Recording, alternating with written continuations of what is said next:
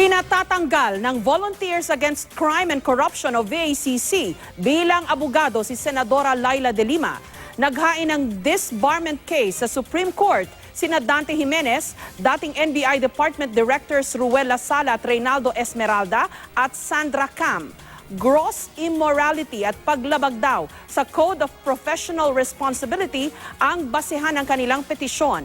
Giit ng grupo, dapat na raw magbitiw sa pwesto si De Lima.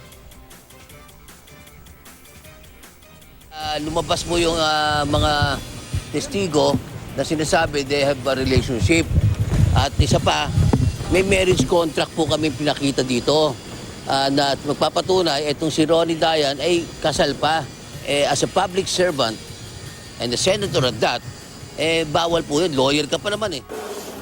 Sagot naman ni De Lima, bahagi na naman ito ng isang circus. Tinawag niyang clown si Jimenez na obsessed daw na masali sa mga balita sa halip na hanapin ang katotohanan at bigyan ng hustisya ang hindi pa nare-resolbang mga patayan na may kaugnayan sa droga.